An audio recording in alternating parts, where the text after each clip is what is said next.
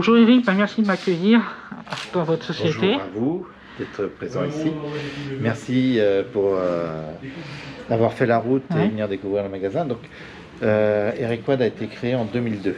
Oui. Hein. Donc le départ de l'activité, comme vous pouvez voir, était dans le off-road et le jet au tout départ, l'époque où c'était passionnant de développer ça. Et on a ouvert aux véhicules routiers en 2005, puisqu'on a eu les premiers GG, est arrivé en 2006 même, puisqu'ils sont arrivés en 2005, mais les premières présentations se sont faites en 2006. Et où depuis on a continué à développer tout ce qui est off-road et les produits atypiques de route, etc. Vous pouvez voir. Et du coup, est-ce que vous faites des organisations comme des fois avec des clients, des road trips ou des balades on a tout alors, mis à part des temps qui viennent de se passer, mais on a un calendrier au fil de l'année, avec aussi bien des balades organisées via Quadagadou pour le off-road, toute la partie tout terrain des organisations, jusqu'à, je dirais, 6-7 par an. Et on a 3 à 4 grandes balades routières qui sont faites avec les clients, quel que soit le véhicule routier. Les balades sont organisées dans le Grand Ouest principalement, mais on va aussi en Alsace, on va aussi dans des pays étrangers faire des balades. Ah super, et avec les Polaris, avec les quads? On a toute la partie quad, oui, où on organise des choses, et toute la partie routière avec les trikes, avec les autocycles et toute la famille GG. Nos constructeurs nous suivent et on fait des balades organisées comme ça. Ah c'est super. Est-ce que vous avez des réseaux sociaux où on peut vous suivre? Alors comme oui, Instagram, parce qu'on a la page Eric Quad sur Instagram, je dirais qui est en cours de développement, qui n'est pas encore vraiment, mais vraiment là où on a le plus de pages qui tournent, c'est sur les réseaux sociaux tels que Facebook, tels que Twitter, où on a beaucoup de choses à passer. Et Instagram un petit peu? Un petit peu, oui. On commence et on développe tout doucement. D'accord, je vous remercie.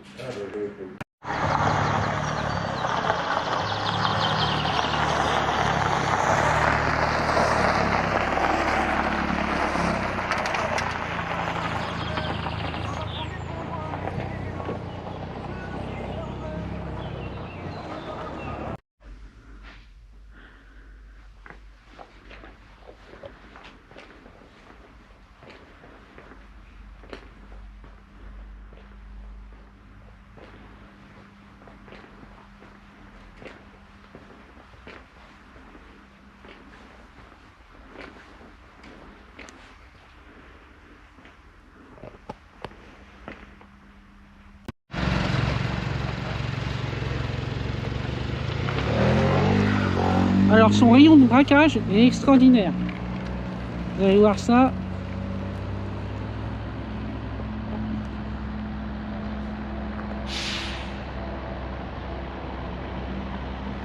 Voilà.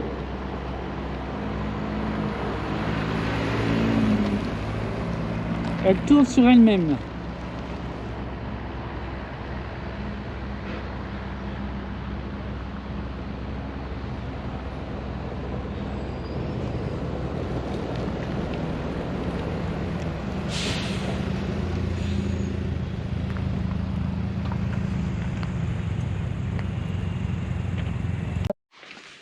Donc bonjour Eric. Bonjour. Donc là du coup nous sommes dans l'atelier de préparation des motos. De montage et de transformation des motos en trike. D'accord, donc là on a un exemple. Là on est sur un exemple sur une base Harley Davidson, qui est en cours de finition. D'accord. Et une Honda qui débute en montage. D'accord. Et là, du coup, est-ce que vous faites aussi les écharpements sur mesure, tout ça ou... Non, on travaille de façon à travailler totalement d'origine sur la moto. C'est-à-dire qu'on part d'une moto qui doit être totalement d'origine et qu'on va transformer en tricycle de façon à la passer en homologation très facilement, puisque si elle n'était pas d'origine, on aurait des complexités. Donc, on préfère travailler sur des véhicules qui sont complètement d'origine et par l'imposition d'homologation. D'accord.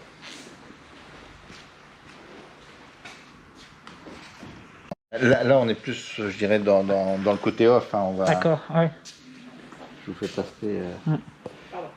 Donc là, du coup, vous m'avez dit... c'est Donc des là, on est dans la partie Ouais. entretien de toutes les technologies qu'on utilise, c'est-à-dire aussi bien des véhicules électriques, des trikes. Aujourd'hui, les compétences de notre service technique est capable aussi bien d'entretenir un moteur électrique, puisqu'ils ont tous les agréments, que d'entretenir un moteur thermique. D'accord.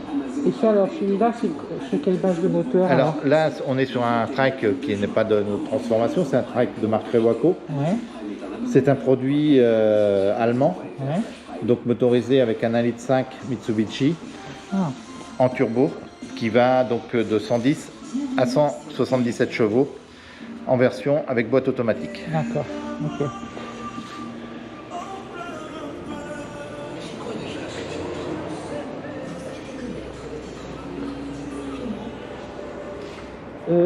Et ce modèle-là, c'est un ajusteur ou... Non, on est toujours sur Toujours du Rewako, Suzuki D'accord. Scooter. Ok.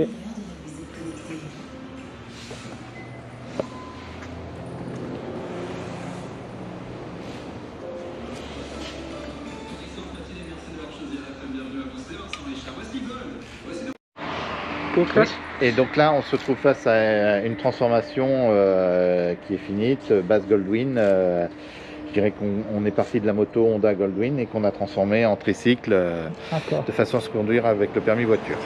Et du coup, le nombre de chevaux, ce celle-là, ça va combien là? Le 6 cylindres Goldwyn est un moteur très coupleux qui sera un peu plus de 100 chevaux, Ouais. mais qui reste dans une puissance raisonnable, mais par contre qui fonctionne vachement au couple. Ah bah oui, je me doute.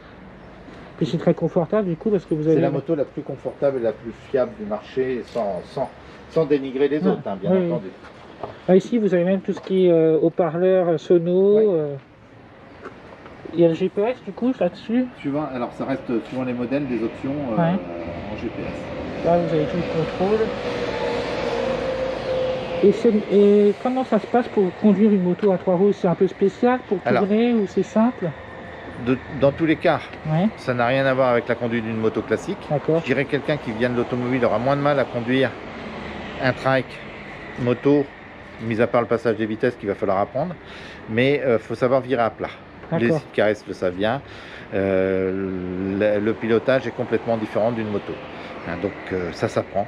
Je dirais que quelqu'un qui vient sur un trike, c'est comme si il repassait, il redémarrait la conduite à zéro. D'accord. Je dirais que si on parle d'autocycle moderne, on est dans l'autocycle moderne avec le Slingshot qui est arrivé en 2015. Les premiers Slingshots ont attiré par le regard, par ce côté un peu Batman, atypique, ouais, Batman, ouais. on peut employer le mot Batman. Aujourd'hui, il y a plus d'une centaine d'exemplaires qui roulent en France avec des passionnés, puisqu'ils sont passionnés de leur véhicule, parce que c'est un véhicule qui est très joueur, qui marche fort, qui a quand même un moteur 2,4 litres. C'est pour ça que par rapport à sa cylindrée moteur et par rapport à sa norme Euro 3, n'est plus distribué aujourd'hui, mais continue à être distribué outre-Atlantique. D'accord. Hein. Et c'est un produit où vous pouvez faire du roulage plein air tout en étant en sécurité. On est dans l'autocycle, ce qui est l'intermédiaire entre la moto, la voiture. On a l'esprit plein air comme en moto avec la sécurité. Et par contre, donc oui, comme vous avez dit tout à l'heure, si vous roulez sur l'autoroute, c'est peut-être conseillé de rouler avec un casque. Alors, par rapport aux projectiles qui peuvent vous arriver, sur un point de vue d'air, c'est pas gênant. Ouais. Je dirais le casque, si on met un casque, c'est plus pour se protéger d'un objet qui pourrait voler. Hein, par la vitesse qui peut être dangereux. Mais je dirais que l'idée, une fois que vous avez la ceinture, c'est de rouler plein air. Hein, les arceaux sont là pour vous protéger. Oui, il y a ça. Et du coup, la puissance sur ce modèle-là, c'est 174 chevaux. Et à la vitesse maximale? Je dirais que la vitesse maximum sur circuit, elle va être à plus de 200 km/h. Ouais, à mon avis, ça doit bien marcher aussi, quoi, comme une moto. Ah oui, on a des performances, puisqu'on est un poids de 700 et quelques kilos pour 174 chevaux. Ouais. On va être moins performant que le vent de rôle, mais on est déjà sur des belles performances. Ouais. On est sur une boîte mécanique qu'on peut gérer différemment. C'est vraiment un produit qu'il faut apprendre à piloter, puisque là, on est sur une seule roue motrice arrière. Ouais. Ah oui, d'accord. Donc il peut vite être joueur. Ouais, d'accord. Hein? Donc c'est ce concept-là qui est différent, mais qui aujourd'hui a fait des adeptes et des passionnés de ces véhicules-là. Bien sûr. Et en général, c'est des voitures qui servent pour le week-end, Voilà, voiture plaisir, quoi. C'est la voiture plaisir, c'est le véhicule plaisir. Hein. D'accord.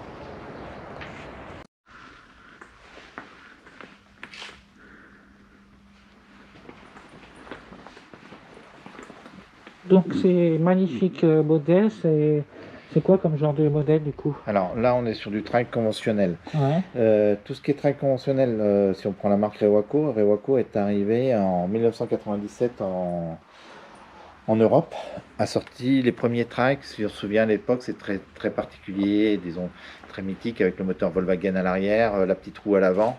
Aujourd'hui, c'est des produits qui ont énormément évolué, hein, puisque aujourd'hui on est sur des moteurs automobiles aux normes Euro 5, hein, Mitsubishi en Alite 5, boîte auto avec la powertrain.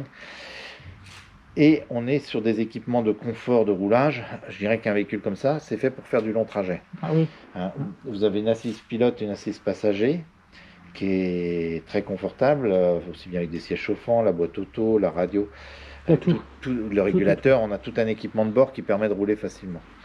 Et en termes de performance, on est quand même sur des motorisations qui vont de 110 à 177 chevaux. Ouais. Hein, donc pareil, sur un poids de 650 kg. Donc, et du coup, donc là, ici, vous avez la boîte automatique. Voilà. Ici, vous avez les compteurs. Ouais. Ici, c'est d'origine, ça c'est un support GPS. Alors, le support GPS est comme celui d'à côté d'origine. Ouais. Là, il a été modifié pour être un peu plus haut. Ah, super. Suivant la grandeur des personnes, il s'adapte différemment. Ici, je vois qu'il y a les enceintes, il y a vraiment tout, quoi. Tout, voilà. Et ça, c'est un... C'est le panel de radio pour avoir la musique sur le véhicule. D'accord. Et là aussi, c'est un Rewako, pareil. Voilà. Et ça fait toujours un peu style biker. On reste sur l'esprit chopper, très à l'américaine, très long, très haut, avec des rangements pour le passager, un coffre arrière, et la possibilité d'atteler une remorque derrière. Et comment ça se passe quand on conduit avec la remorque derrière? Elle suit, c'est tout? Elle suit comme en voiture, hein, pareil. Oui, quand vous tournez avec une remorque. Oui, là, vous voyez, la remorque est cachée derrière. Ça prend une sacrée place un peu derrière, mais après c'est une habitude. Voilà. Et pour partir en vacances, tout ça, c'est sympa, quoi. Ça permet... Ouais, puis ici, c'est pour des pieds assez bas aussi, hein. Vous savez, les pieds par terre. Le pilote est assis assez bas, et ce qui lui donne un centre de gravité, je dirais, et une tenue de route exemplaire, parce que étant assis bas, calé dans le baquet, vous avez vraiment une tenue de route sur un véhicule comme ça, je dirais au même titre que le Slingshot, au même titre que tous les véhicules sportifs que l'on parle là, vous n'avez pas d'effet gyroscopique puisque vous êtes assis très bas. Et alors ça, parce que moi je connais pas, ça c'est un frein à main ou c'est... Alors là, vous avez le frein à main classique, mais ici c'est le réglage des repose-pieds pour le passager que vous réglez, suivant la grandeur du passager, va se régler à la hauteur. Donc du coup, c'est vrai que les passagers sont très confortables parce qu'il y a ça, et ça c'est pour le marche... Ça c'est le marchepied et qui sert de protection, bien entendu. Ok.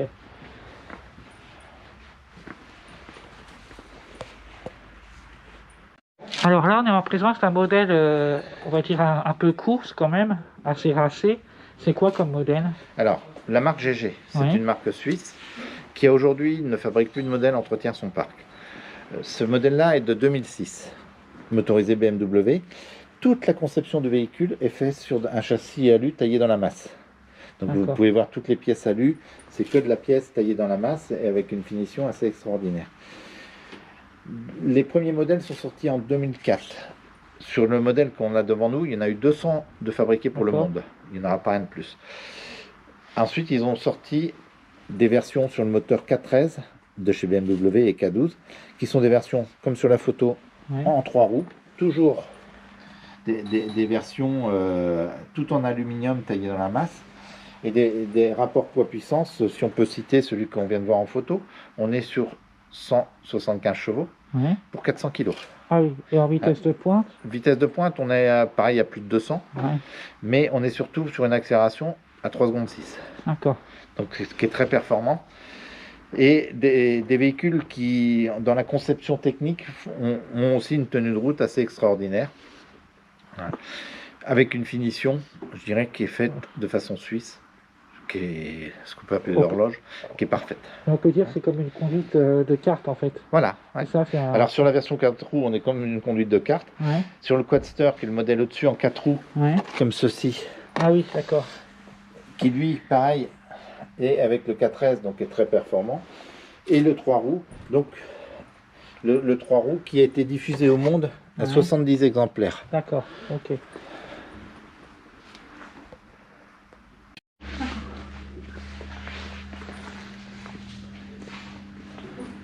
Donc la particularité aussi, c'est que là, on part de on part de la moto classique. D'accord, c'est une moto normale. Qui est une moto dans ce cadre-là Harley Davidson. On le fait sur Indian et on le fait aussi sur Honda. Et on va transformer la partie avant. La partie avant, elle est totalement pendulaire. C'est-à-dire que l'avantage du système, c'est que ça vous permet d'avoir la moto en conduite classique avec 2 roues avant, le même principe que les systèmes de scooter à 3 roues. Vous prenez de l'angle pareil. Et ça vous permet, si vous le souhaitez, je peux le faire sur celle-là, c'est plus facile, de la verrouiller à l'arrêt. C'est-à-dire qu'elle va se relever, vous voyez, de son propre poids. Ah oui, tu vas avoir un problème. Ah oui, d'accord. Ok. Je vais chercher la clé. L'avantage du coup... Donc l'avantage d'un produit comme ça, c'est que vous pouvez rouler comme une moto. Vous faites qu'1,10 m de large, donc ça vous permet de ne pas être plus large qu'une moto classique, tout en roulant en sécurité. Donc pour les personnes qui font beaucoup de villes aujourd'hui, on revient sur l'encombrement d'une moto. Bien sûr, oui. Et puis en plus, c'est le plaisir de rouler Harley Davidson. Harley Davidson, et puis de rouler aussi, puisqu'on est dans la catégorie L5E. Donc ça se conduit avec le permis voiture, avec la formation 7 heures. D'accord, ok.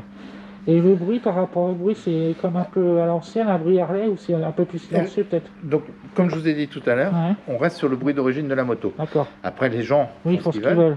Mais nous, tous les véhicules qui sont transformés avec la sonorité d'origine. D'accord, ok, ça marche. Donc, c'est un modèle Polaris, donc vous vendez les modèles Polaris aussi? Alors nous, on est Polaris depuis 2002, depuis l'origine de l'entreprise, dans toute la partie off-road. Aujourd'hui, Polaris a développé des gammes tout-terrain vraiment utilitaires, aussi bien pour le monde rural que pour le loisir, que pour les activités chasse ou autres. Donc un produit comme ceci est quand même motorisé avec un moteur de 1000 cm3 essence. Qui sort 88 chevaux. D'accord, 88 chevaux, ok. Et qui est homologué en 3 places, donc qui permet d'accéder dans les endroits les plus scabreux, plus qu'un 4x4, mais et partout quoi. Ça passe partout, ça passe partout. Donc ce qui plaît beaucoup en forêt, d'où son côté camouflage qui est bien... C'est un covril ou c'est une peinture? Alors c'est une peinture d'origine. D'accord, vous pouvez choisir. Vous voyez, même les sièges sont faits. D'accord, vous choisissez le véhicule. Aujourd'hui, pour l'histoire, Polaris est quand même au niveau de l'armée française très développé, puisque, et c'est pas par hasard, c'est parce que leur véhicule s'adapte tout à fait dans des interventions rapides, aussi bien dans des endroits compliqués que pour la rapidité d'intervention. Et la discrétion dans les versions camouflage. Et du coup, ça roule, c'est une vitesse classique ou ça? Alors, on a différentes versions. On a des versions comme là, 60 km/h, qui sont homologuées tracteurs, qui peuvent tracter, etc. Et on a des versions 90 km/h qui sont montées avec l'ABS, qui sont prévues pour... dans tous les cas, ils sont homologués route. D'accord. Bien entendu, pas sur les autoroutes, mais homologués route. Et qui peuvent se déplacer partout.